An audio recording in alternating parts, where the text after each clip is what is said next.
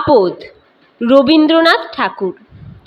সন্ধ্যার দিকে ঝড় ক্রমশ প্রবল হইতে লাগিল। বৃষ্টির ঝাপট, বজ্রের শব্দ এবং বিদ্যুতের ঝিকিমিকিতে আকাশে যেন সুরাসুরের যুদ্ধ বাঁধিয়া গেল। কালো কালো মেঘগুলো মহাপ্রলয়ের জয় পতাকার মতো দিক বিদিকে উড়িতে আরম্ভ করিল। গঙ্গার এপারে ওপারে বিদ্রোহী ঢেউগুলো কলশব্দে নৃত্য জুড়িয়া দিল এবং বাগানের বড় বড় গাছগুলো সমস্ত শাখা ঝটপট করিয়া হাহুতার সহকারে দক্ষিণে বামে লুটোপুটি করিতে লাগিল। তখন চন্দননগরের বাগান বাড়িতে একটি দীপালোকিত রুদ্ধ কক্ষে খাটের সম্মুখবর্তী নিচের বিছানায় বসিয়া স্ত্রী পুরুষে কথাবার্তা চলিতেছিল। শরৎবাবু বলিতেছিলেন, আর কিছুদিন থাকিলেই তোমার শরীর সম্পূর্ণ সারিয়া উঠিবে, তখন আমরা দেশে ফিরিতে পারিব। কিরণময়ী বলিতেছিলেন, আমার শরীর সম্পূর্ণ সারিয়া উঠিয়াছে, এখন দেশে ফিরিলে কোনো ক্ষতি হইবে না। বিবাহিত ব্যক্তি মাত্রেই বুঝিতে পারিবেন, কথাটা যত সংক্ষেপে রিপোর্ট করিলাম তত সংক্ষেপে শেষ হয় নাই।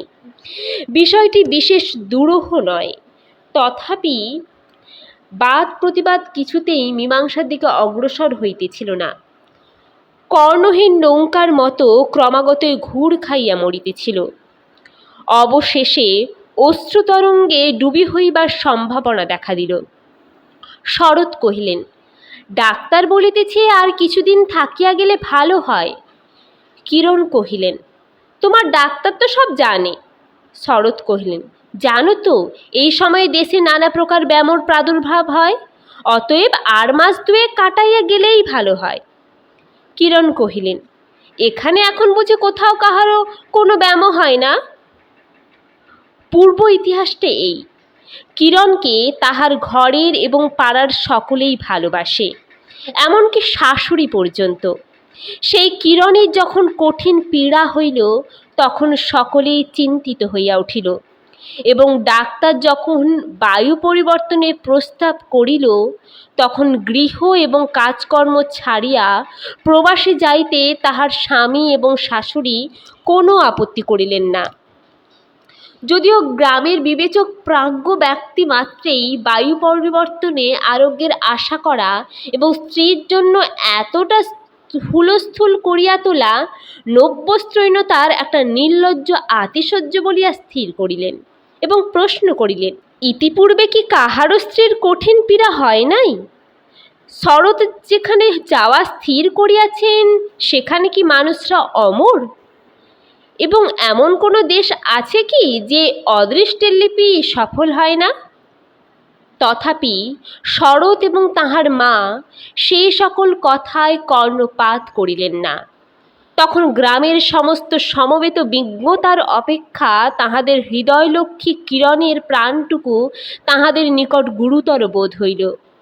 প্রিয় ব্যক্তির বিপদে মানুষের এরূপ মোহ ঘটিয়া থাকে। শরৎ চন্দননগরের বাগানে আসিয়া বাস করিতেছেন এবং কিরণও রোগমুক্ত হইয়াছেন, কেবল শরীর এখনো সম্পূর্ণ সবল হয় নাই। তাহার মুখে চক্ষে একটি সকরুণ কৃশতা অঙ্কিত হইয়া আছে, যাহা দেখিলে হৃৎকম্পসহ মনে উদয় হয়, আহা বড় রক্ষা পাইয়াছে। কিন্তু কিরণের স্বভাবটা সঙ্গপ্রিয়, আমোদপ্রিয়। এখানে একলা আর ভালো লাগিতেছে না। তাহার ঘরের কাজ নাই, পাড়ার সঙ্গিনী নাই, কেবল সমস্ত দিন আপনার রুগ্ন শরীরটাকে লইয়া নাড়াচাড়া করিতে মন যায় না। ঘণ্টায় ঘণ্টায় দাগ মাপিয়া ঔষধ খাও, তাপ দাও, পথ্য পালন করো, ইহাতে বিরক্তি ধরিয়া গিয়াছে। আজ ঝড়ের সন্ধ্যাবেলায় রুদ্ধ গৃহে স্বামী স্ত্রীতে তাহাই লইয়া আন্দোলন উপস্থিত হইয়াছিল। কিরণ যতক্ষণ উত্তর দিতেছিল ততক্ষণ উভয় পক্ষে সমকক্ষভাবে দ্বন্দ্বযুদ্ধ চলিতেছিল। কিন্তু অবশেষে কিরণ যখন নিরুত্তর হইয়া বিনা প্রতিবাদে শরতের দিক হইতে ঈষৎ বিমুখ হইয়া ঘাড় বাঁকাইয়া বসিল, তখন দুর্বল নিরুপায় পুরুষটির আর কোনো অস্ত্র রহিল না। পরাভব স্বীকার করিবার উপক্রম করিতেছে। এমন সময় বাহির হইতে বেহারা উচ্চেস্বরে কি একটা নিবেদন করিল। শরৎ উঠিয়া দ্বার খুলিয়া শুনিলেন, নৌকাডুবি হইয়া একটি ব্রাহ্মণ বালক সাঁতার দিয়া তাহাদের বাগানে আসিয়া উঠিয়াছে। শুনিয়া কিরণের মান অভিমান দূর হইয়া গেল। তৎক্ষণাৎ আলনা হইতে শুষ্ক বস্ত্র বাহির করিয়া দিলেন এবং শীঘ্র এক বাটি দুধ গরম করিয়া ব্রাহ্মণের ছেলেকে অন্তঃপুরে ডাকিয়া পাঠাইলেন। ছেলেটির লম্বা চুল, বড় বড় চোখ, গোফের রেখা এখনো উঠে নাই। কিরণ তাহাকে নিজে থাকিয়া ভোজন করাইয়া তাহার পরিচয় জিজ্ঞাসা করিলেন। শুনিলেন সে যাত্রার দলের ছোকরা, তাহার নাম নীলকান্ত। তাহারা নিকটবর্তী সিংহবাবুদের বাড়ি যাত্রার অন্ন আহুত হইয়াছিল। ইতিমধ্যে নৌকাডুবি হইয়া তাহাদের দলের লোকের কি গতি হইল কে জানে। সে ভালো সাঁতার জানিত, কোনো মতে প্রাণ রক্ষা করিয়াছে। ছেলেটি এইখানেই রহিয়া গেল, আর একটু হইলেই সে মারা পড়িত। এই মনে করিয়া তাহার প্রতি কিরণের অত্যন্ত দয়ার উদ্রেক হইল। শরৎ মনে করিলেন, হইল ভালো, কিরণ একটা নূতন কাজ হাতে পাইলেন। এখন কিছুকাল এইভাবেই কাটিয়া যাইবে। ব্রাহ্মণ বালকের কল্যাণে পুণ্য সঞ্চয়ের প্রত্যাশায় শাশুড়িও প্রসন্নতা লাভ করিলেন এবং অধিকারী মহাশয় ও যমরাজের হাত হইতে সহসা এই ধনী পরিবারের হাতে বদলি হইয়া নীলকান্ত বিশেষ আরাম বোধ করিল। কিন্তু অনতিবিলম্বে শরৎ এবং তাহার মাতার মত পরিবর্তন হইতে লাগিল। তাহারা ভাবিলেন, আর আবশ্যক নাই, এখন এই ছেলেটাকে বিদায় করিতে পারিলে আপদ যায়। নীলকান্ত গোপনে শরতের গুড়গুড়িতে ফরফর ফরফর শব্দে তামাক টানিতে আরম্ভ করিল। বৃষ্টির দিনে অম্লান বদনে তাহার শখের সিল্কের ছাতাটি মাথায় দিয়া নববন্ধু সঞ্চয় চেষ্টায় পল্লীতে পর্যটন করিতে লাগিল।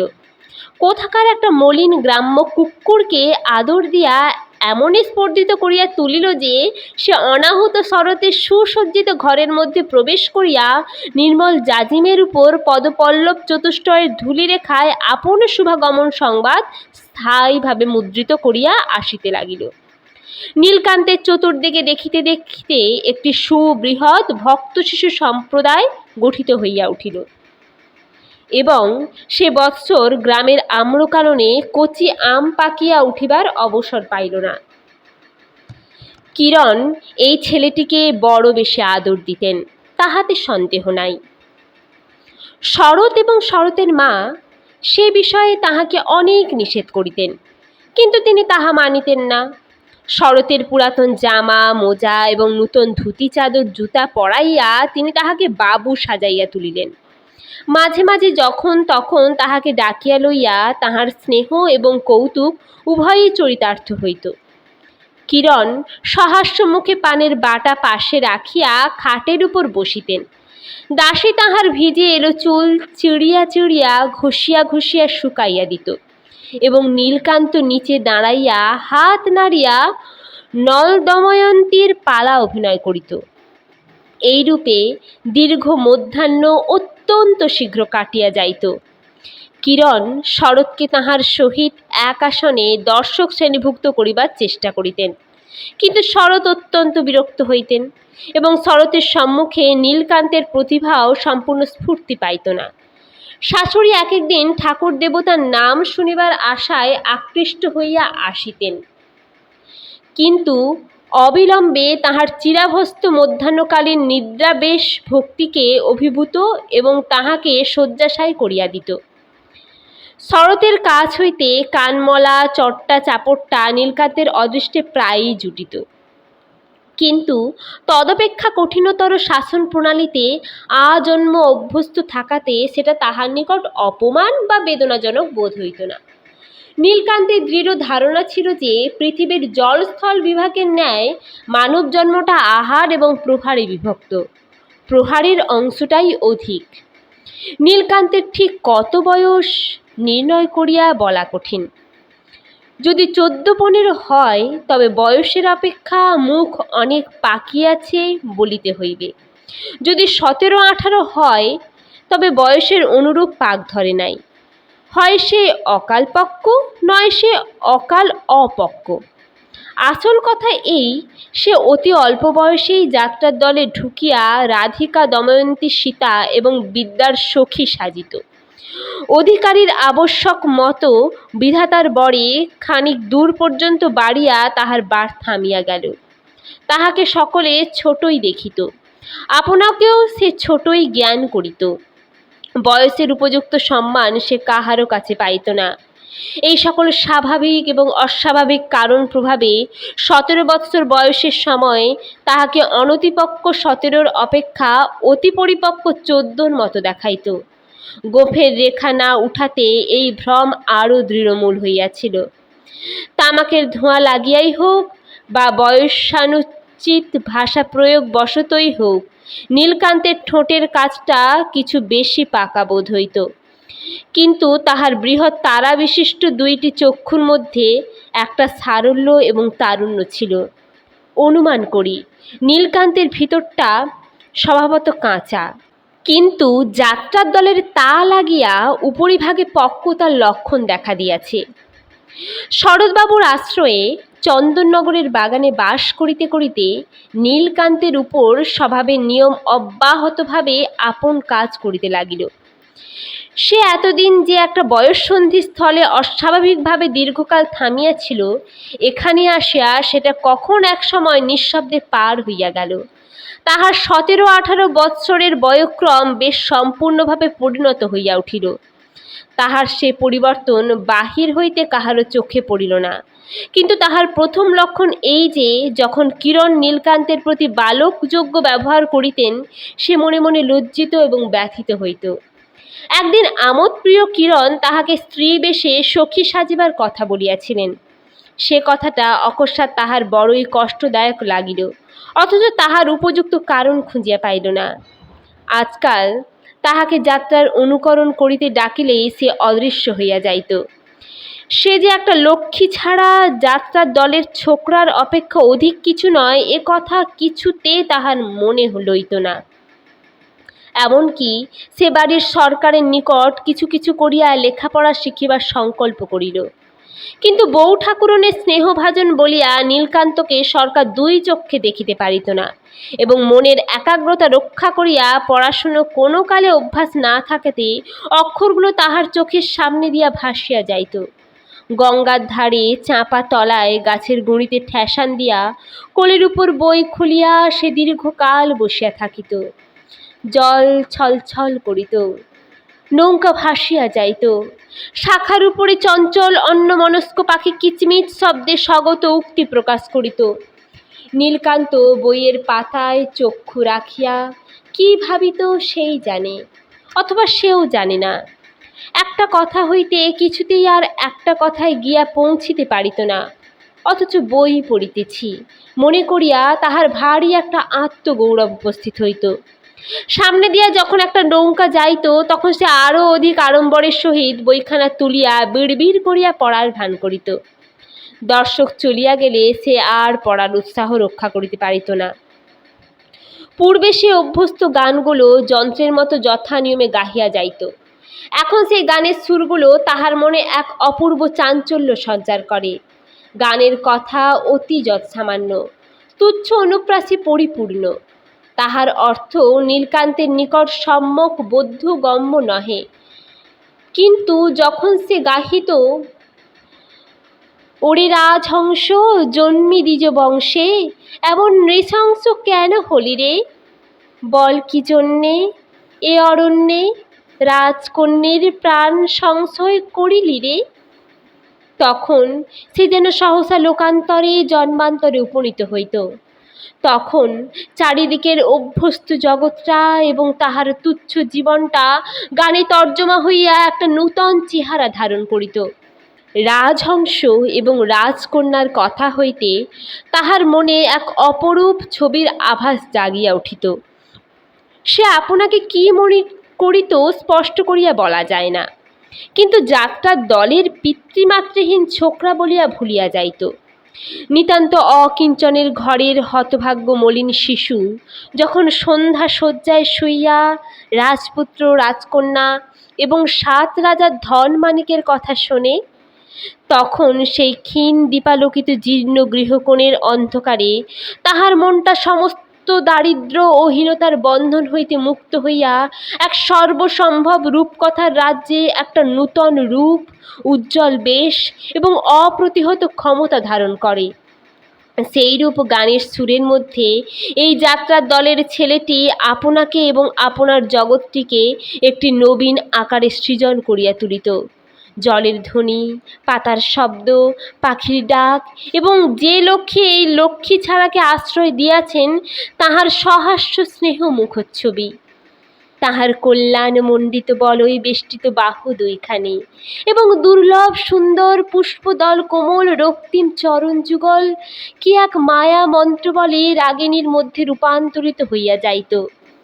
আবার এক সময় এই গীত মরীচিকা কোথায় অপসারিত হইত, যাত্রার দলের নীলকান্ত ঝাঁকড়া চুল লইয়া প্রকাশ পাইত। আমবাগানের অধ্যক্ষ প্রতিবেশীর অভিযোগ ক্রমে শরৎ আসিয়া তাহার গালে ঠাস ঠাস করিয়া চড় কষাইয়া দিতেন এবং বালক ভক্তমণ্ডলীর অধিনায়ক হইয়া নীলকান্ত জলে স্থলে এবং তরু শাখাগ্রে নব নব উপদ্রব সৃজন করিতে বাহির হইত। ইতিমধ্যে শরতের ভাই সতীশ কলিকাতা কলেজের ছুটিতে বাগানে আসিয়া আশ্রয় লইল। কিরণ ভারী খুশি হইলেন। তাহার হাতে আর একটি কাজ জুটিল। উপবেশনে আহারে আচ্ছাদনে সমবয়স্ক ঠাকুরপর প্রতি পরিহাস পাশ বিস্তার করিতে লাগিলেন। কখনো হাতে সিঁদুর মাখিয়া তাহার চোখ টিপিয়া ধরেন, কখনো তাহার জামার পিঠে বাঁদর লিখিয়া রাখেন, কখনো ঝনাত করিয়া বাহির হইতে দ্বার রুদ্ধ করিয়া সুললিত উচ্চ হাস্যে পলায়ন করেন। সতীশও ছাড়িবার পাত্র নহে। সে তাহার চাবি চুরি করিয়া তাহার পানের মধ্যে লঙ্কা পুড়িয়া অলক্ষিতে খাটের খুঁড়ার সহিত তাহার আঁচল বাঁধিয়া প্রতিশোধ তুলিতে থাকে। এইরূপে উভয়ে সমস্ত দিন তর্জন ধাবন হাস্য এমনকি মাঝে মাঝে কলহ ক্রন্দন সাধাসাধি এবং পুনরায় শান্তি স্থাপন চলিতে লাগিল। নীলকান্তকে কি ভূতে পাইল কে জানে। সে কি উপলক্ষ করিয়া কাহার সহিত বিবাদ করিবে ভাবিয়া পায় না, অথচ তাহার মন তীব্র তিক্ত রসে পরিপূর্ণ হইয়া গেল। সে তাহার ভক্ত বালকগুলিকে অন্যায়রূপে কাঁদাইতে লাগিল।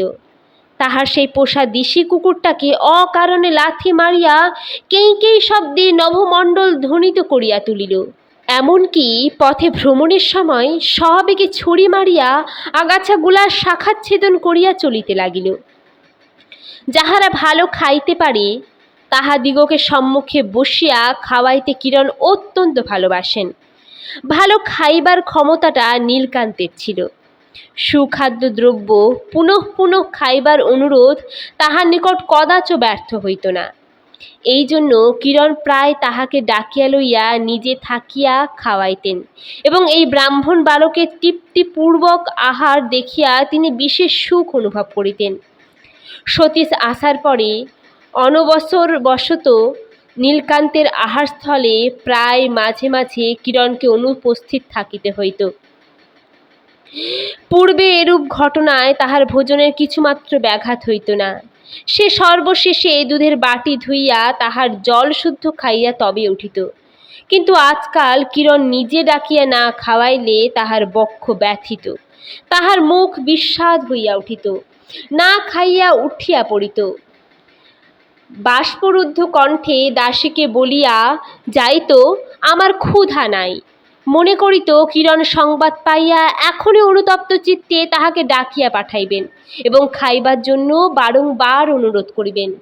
সে তথাপি কিছুতেই সে অনুরোধ পালন করিবে না, বলিবে আমার ক্ষুধা নাই। কিন্তু কিরণকে কেহ সংবাদও দেয় না, কিরণ তাহাকে ডাকিয়াও পাঠান না। খাবার যাহা থাকে দাসী খাইয়া ফেলে।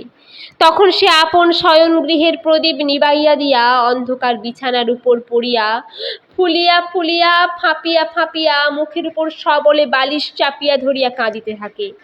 কিন্তু কি তাহার নালিশ, কাহার উপরে তাহার দাবি, কে তাহাকে সান্ত্বনা করিতে আসিবে? যখন কেহই আসে না, তখন স্নেহময়ী বিশ্বধাত্রীর নিদ্রা আসিয়া ধীরে ধীরে কোমল করস্পর্শে এই মাতৃহীন ব্যথিত বালকের অভিমান শান্ত করিয়া দেন। নীলকান্তের দৃঢ় ধারণা হইল, সতীশ কিরণের কাছে তাহার নামে সর্বদাই লাগায়। যেদিন কিরণ কোনো কারণে গম্ভীর হইয়া থাকিতেন, সেদিন নীলকান্ত মনে করিত সতীশের চক্রান্তে কিরণ তাহারই উপর রাগ করিয়াছেন। এখন হইতে নীলকান্ত এক মনে তীব্র আকাঙ্ক্ষার সঙ্গে সর্বদাই দেবতার নিকট প্রার্থনা করে, আর জন্মে আমি যেন সতীশ হই, আর সতীশ যেন আমি হয়। সে জানিত ব্রাহ্মণের একান্ত মনের অভিশাপ কখনো নিষ্ফল হয় না। এই জন্য সে মনে মনে সতীশকে ব্রহ্মতেজে দগ্ধ করিতে গিয়া নিজে দগ্ধ হইতে থাকিত, এবং উপরের তলা হইতে সতীশ এবং তাহার বহু ঠাকুরানীর উচ্ছ্বসিত উচ্চ হাস্য মিশ্রিত পরিহাস কলরব শুনিতে পাইত। নীলকান্ত স্পষ্টত সতীশের কোনরূপ শত্রুতা করিতে সাহস করিত না, কিন্তু সুযোগ মতো তাহার ছোটখাটো অসুবিধা ঘটাইয়া প্রীতি লাভ করিত। ঘাটের সোপানে সাবান রাখিয়া সতীশ যখন গঙ্গায় নামিয়া ডুব দিতে আরম্ভ করিত, তখন নীলকান্ত ফস করিয়া আসিয়া সাবান চুরি করিয়া লইত। সতীশ যথাকালে সাবানের সন্ধানে আসিয়া দেখিত সাবান নাই। একদিন নাহিতে নাহিতে হঠাৎ দেখিল তাহার বিশেষ শখের চিকনের কাজ করা জামাটি গঙ্গার জলে ভাসিয়া যাইতেছে। ভাবিল হাওয়ায় উড়িয়া গেছে, কিন্তু হাওয়াটা কোন দিক হইতে বহিল তাহা কেহ জানে না।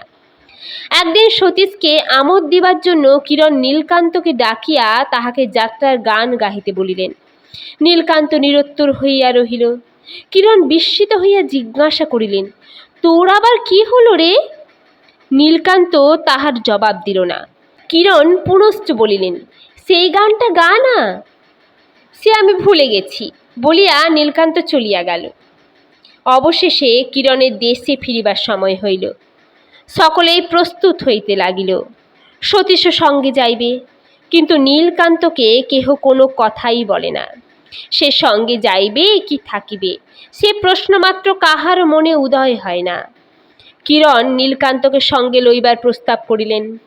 তাহাতে শাশুড়ি, স্বামী এবং দেবর সকলেই এক বাক্যে আপত্তি করিয়া উঠিলেন।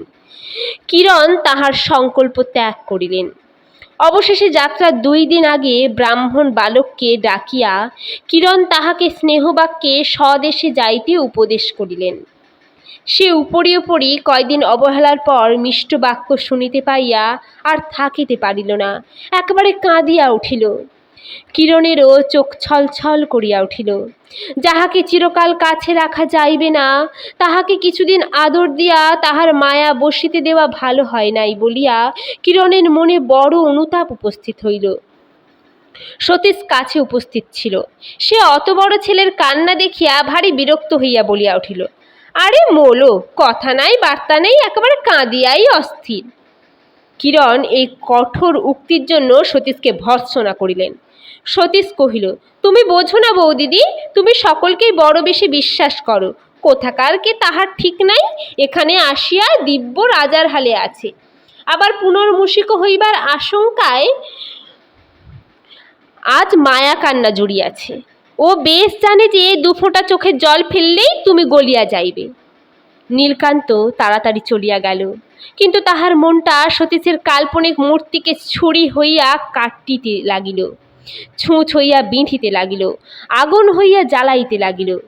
কিন্তু প্রকৃত সতীশের গায়ে একটি চিহ্ন মাত্র বসিল না, কেবল তাহারই মর্মস্থল হইতে রক্তপাত হইতে লাগিল। কলিকাতা হইতে সতীশ একটি শৌখিন দোয়াতদান কিনিয়া আনিয়াছিল। তাহাতে 2 পাশে 2 ঝিনুকের নৌকার উপর দোয়াত বসানো, এবং মাঝে একটা জর্মন রৌপ্যের হাঁস উন্মুক্ত চঞ্চুপুটে কলম লইয়া পাখা মেলিয়া বসিয়া আছে। সেটির প্রতি সতীশের অত্যন্ত যত্ন ছিল। প্রায় সে মাঝে মাঝে সিল্কের রুমাল দিয়া অতি সযত্নে সেটি ঝাড়পোঁছ করিত। কিরণ প্রায়ই পরিহাস করিয়া সেই রৌপ্য হংসের চঞ্চু অগ্রভাগে অঙ্গুলির আঘাত করিয়া বলিতেন, ওরে রাজহংস, জন্মে দ্বিজ বংশে এমন নৃশংস কেন হলি রে? এবং ইহাই উপলক্ষ করিয়া দেবরে তাহাতে হাস্য কৌতুকের বাগযুদ্ধ চলিত। স্বদেশ যাত্রার আগের দিন সকালবেলায় সে জিনিসটা খুঁজিয়া পাওয়া গেল না। কিরণ হাসিয়া কহিলেন, ঠাকুরপো, তোমার রাজহংস তোমার দময়ন্তীর অন্বেষণে উড়িয়াছে। কিন্তু সতীশ অগ্নিশর্মা হইয়া উঠিল। নীলকান্তই যে সেটা চুরি করিয়াছে সে বিষয়ে তাহার সন্দেহ মাত্র রহিল না। গতকল্য সন্ধ্যার সময় তাহাকে সতীশের ঘরের কাছে ঘুরঘুর করিতে দেখিয়াছে এমন সাক্ষীও পাওয়া গেল। সতীশের সম্মুখে অপরাধী আনিত হইল। সেখানে কিরণও উপস্থিত ছিলেন। সতীশ একেবারেই তাহাকে বলিয়া উঠিলেন, তুই আমার দোয়াত চুরি করে কোথায় রেখেছিস? এনে দে। নীলকান্ত নানা অপরাধে এবং বিনা অপরাধেও শরতের কাছে অনেক মার খাইয়াছে এবং বরাবর প্রফুল্ল চিত্তে তাহা বহন করিয়াছে। কিন্তু কিরণের সম্মুখে যখন তাহার নামে দোয়াত চুরির অপবাদ আসিল, তখন তাহার বড় বড় দুই চোখ আগুনের মতো জ্বলিতে লাগিল। তাহার বুকের কাছটা ফুলিয়া কণ্ঠের কাছে ঠেলিয়া উঠিল। সতীশ আর একটা কথা বলিলেই সে তাহার দুই হাতের 10 নখ লইয়া ক্রুদ্ধ বিড়াল শাবকের মতো সতীশের উপর গিয়া পড়িত। তখন কিরণ তাহাকে পাশের ঘরে ডাকিয়া লইয়া মৃদু মিষ্ট স্বরে বলিলেন, নীলু, যদি সেই দোয়াতটা নিয়ে থাকিস আমাকে আস্তে আস্তে দিয়ে যা, তোকে কেউ কিছু বলবে না। তখন নীলকান্তের চোখ ফাটিয়া টস টস করিয়া জল পড়িতে লাগিল। অবশেষে সে মুখ ঢাকিয়া কাঁদিতে লাগিল। কিরণ বাহিরে আসিয়া বলিলেন, নীলকান্ত কখনোই চুরি করেনি। শরৎ এবং সতীশ উভয়েই বলিতে লাগিলেন, নিশ্চয় নীলকান্ত ছাড়া আর কেহই চুরি করেনি। কিরণ সবলে বলিলেন, কখনোই না। শরৎ নীলকান্তকে ডাকিয়া সওয়াল করিতে ইচ্ছা করিলেন। কিরণ বলিলেন, না, উহাকে এই চুরি সম্বন্ধে কোনো কথা জিজ্ঞাসা করিতে পারিবে না। সতীশ কহিলেন, উহার ঘর এবং বাক্স খুঁজিয়া দেখা উচিত। কিরণ বলিলেন, তাহা যদি করো তাহা হইলে তোমার সঙ্গে আমার জন্মশোধ আরই হইবে। নির্দোষীর প্রতি কোনরূপ সন্দেহ প্রকাশ করিতে পাইবে না। বলিতে বলিতে তাহার চোখের পাতা 2 ফোঁটা জলে ভিজিয়া উঠিল। তাহার পর সেই দুটি করুণ চক্ষুর অশ্রুজলে দোহাই মানিয়া নীলকান্তের প্রতি আর কোনরূপ হস্তক্ষেপ করা হইল না। নিরীহ আশ্রিত বালকের প্রতি এইরূপ অত্যাচারে কিরণের মনে অত্যন্ত দয়ার সঞ্চার হইল। তিনি ভালো 2 জোড়া ফরাসটাঙ্গার ধুতি চাদর, 2টি জামা, 1 জোড়া নূতন জুতা এবং একখানি 10 টাকার নোট লইয়া সন্ধ্যাবেলায় নীলকান্তের ঘরের মধ্যে প্রবেশ করিলেন। তাহার ইচ্ছা ছিল নীলকান্তকে না বলিয়া সেই স্নেহ উপহারগুলি আস্তে আস্তে তাহার বাক্সের মধ্যে রাখিয়া আসিবেন। টিনের বাক্সটিও তাহার দত্ত। আঁচল হইতে চাবির গোছা লইয়া নিঃশব্দে সেই বাক্স খুলিলেন, কিন্তু তাহার উপহারগুলি ধরাইতে পারিলেন না। বাক্সের মধ্যে লাটাই, কঞ্চি, কাঁচা আম কাটিবার জন্য ঘষা ঝিনুক, ভাঙা গ্লাসের তলা প্রভৃতি নানা জাতীয় পদার্থ স্তূপাকারে রক্ষিত। কিরণ ভাবিলেন, বাক্সটি ভালো করিয়া গুছাইয়া তাহার মধ্যে সকল জিনিস ধরাইতে পারিবেন। সেই উদ্দেশ্যে বাক্সটি খালি করিতে লাগিলেন। প্রথমে লাটাই, লাঠিম, ছুরি, ছড়ি প্রভৃতি বাহির হইতে লাগিল। তাহার পরে খান কয়েক ময়লা এবং কাঁচা কাপড় বাহির হইল। তাহার পরে সকলের নিচে হঠাৎ সতীশের সেই বহু যত্নের রাজহংস শোভিত দোয়াত দানটি বাহির হইয়া আসিল। কিরণ আশ্চর্য হইয়া আর রক্তিম মুখে অনেকক্ষণ সেটি হাতে করিয়া লইয়া ভাবিতে লাগিলেন। ইতিমধ্যে কখন নীলকান্ত পশ্চাৎ হইতে ঘরে প্রবেশ করিল তিনি তাহা জানিতেও পারিলেন না। নীলকান্ত সমস্তই দেখিল। মনে করিল কিরণ স্বয়ং চোরের মতো তাহার চুরি ধরিতে আসিয়াছেন এবং তাহার চুরিও ধরা পড়িয়াছে। সে যে সামান্য চোরের মতো লোভে পড়িয়া চুরি করে নাই, সে যে কেবল প্রতিহিংসা সাধনের জন্য এ কাজ করিয়াছে। সে যে ওই জিনিসটা গঙ্গার জলে ফেলিয়া দিবে বলিয়াই ঠিক করিয়াছিল, কেবল এক মুহূর্তের দুর্বলতা বশত ফেলিয়া না দিয়া নিজের বাক্সের মধ্যে পুড়িয়াছে। এ সকল কথা সে কেমন করিয়া বুঝাইবে? সে চোর নয়, সে চোর নয়, তবে সে কি? কেমন করিয়া বলিবে সে কি? সে চুরি করিয়াছে, কিন্তু সে চোর নহে। কিরণ যে তাহাকে চোর বলিয়া সন্দেহ করিয়াছেন, এ নিষ্ঠুর অন্যায় সে কিছুতেই বুঝাইতেও পারিবে না, বহন করিতেও পারিবে না। কিরণ একটি দীর্ঘ নিঃশ্বাস ফেলিয়া সেই দোয়ার দানটা বাক্সর ভিতরে রাখিলেন। চোরের মতো তাহার উপরে ময়লা কাপড় চাপা দিলেন। তাহার উপরে বালকের লাটাই, লাঠিম, ঝিনুক, কাঁচের টুকরা প্রভৃতি সমস্তই রাখিলেন এবং সর্বোপরি তাহার উপহারগুলি ও 10 টাকার নোটটি সাজাইয়া রাখিলেন। কিন্তু পরের দিন সেই ব্রাহ্মণ বালকের কোনো উদ্দেশ পাওয়া গেল না। গ্রামের লোকেরা বলিল তাহাকে দেখে নাই, পুলিশ বলিল তাহার সন্ধান পাওয়া যাইতেছে না। তখন শরৎ বলিলেন, এইবার নীলকান্তের বাক্সটা পরীক্ষা করিয়া দেখা যাক। কিরণ জেদ করিয়া বলিলেন, সে কিছুতেই হইবে না বলিয়া বাক্সটি আপন ঘরে আনাইয়া দোয়াতটি বাহির করিয়া গোপনে গঙ্গার জলে ফেলিয়া আসিলেন। শরৎ সপরিবারে দেশে চলিয়া গেলেন। বাগান একদিনে শূন্য হইয়া গেল। কেবল নীলকান্তের সেই পোষা গ্রাম্য কুকুরটা আহার ত্যাগ করিয়া নদীর ধারে ধারে ঘুরিয়া ঘুরিয়া খুঁজিয়া খুঁজিয়া কাঁদিয়া কাঁদিয়া বেড়াইতে লাগিল।